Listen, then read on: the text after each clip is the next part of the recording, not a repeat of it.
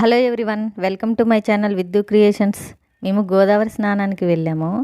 హోలీ రోజున రామయ్య పెళ్ళికొడుకు అవుతాడు. అలాగే ఆ రోజు తలంబ్రాలు బియ్యం అయితే కలుపుతారు. కొంతమంది భక్తులు గోటి తలంబ్రాలు తీసుకొస్తారనమాట. ఆ రోజు తీసుకొచ్చినవన్నీ తలంబ్రాలు అయితే కలుపుతారు. అయితే అమ్మన్న తమ్ముడు కూడా మనుగూరు నుంచి అక్కడ వాళ్ళతో కలిసి గోటి తలంబ్రాలు ఒలిచినవి పట్టుకొచ్చారనమాట. ఇంకా వాళ్ళు నైట్ బయలుదేరి తెల్లారేసరికి ఇక్కడికి వచ్చేసారు. వాళ్ళు గోదావరి స్నానం చేసి దేవుడి దర్శనానికి వెళ్తామంటే మేము కూడా గోదావరి స్నానానికి వస్తామని అయితే నేను మా బాబు పాప వెళ్ళాము. అంటే తమ్ముడు నడుచుకుంటూ వచ్చాడు అక్కడ నుంచి. అమ్మేమో కొద్ది దూరం వచ్చాక వెహికల్ ఎక్కిందంట. అమ్మ వాళ్ళని అయితే ఎదుగుతున్నా, ఎక్కడున్నారో ఏమో చూస్తున్నా నేను.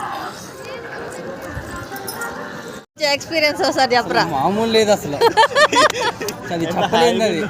అది అనుభవిస్తే తెలుస్తుంది అంతే. ఎన్ని 40 కిలోమీటర్లు నడిచావా? 3 కిలోమీటర్లు. ఎన్ని గంటలు? 8 బయలుదేరా, ఇక్కడ వస్తే బాధకేడా. ఏం కాదు. జై శ్రీరామ్. జై శ్రీరామ్. నువ్వా వండుకుంటే వండుకుంటే వరకు వచ్చిన కొద్దిగా అయితే వండుకుంటే వరకు వచ్చిన. నువ్వైతే చేసేది అక్కడే వండుకొని ఎత్తుకుందా. నేను కూడా నడుతాను అనుకోలేదు. నలుగురితో పాటు కదా, చిన్న వాళ్ళు నడుతున్నారు కానీ నడుతున్నారు అన్నమాట సాయిగా.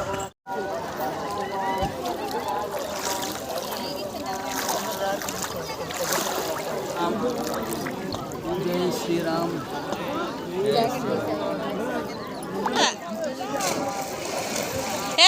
అట్లా ముంచకూడదురా, ముక్కులో పోతాయి.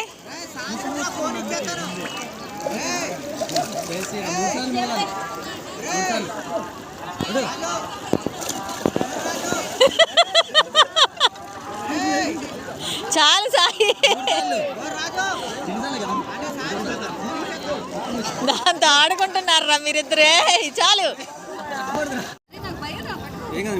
ముక్కు మూసుకో అమ్మ ముందు.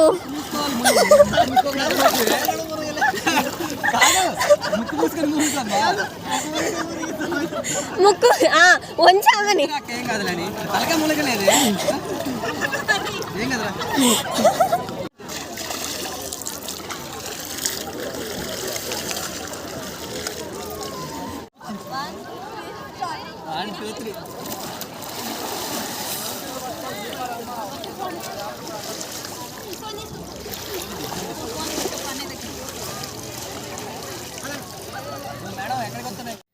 గోదావరి స్నానం అయ్యాక అక్కడ శివయ్యకి అక్కడ పూజ చేసుకున్నాము గోదావరి ఒడిన. తర్వాత ఇంటికైతే వచ్చేసి రెడీ అయ్యి మళ్ళీ టెంపుల్కి అయితే వెళ్ళాము.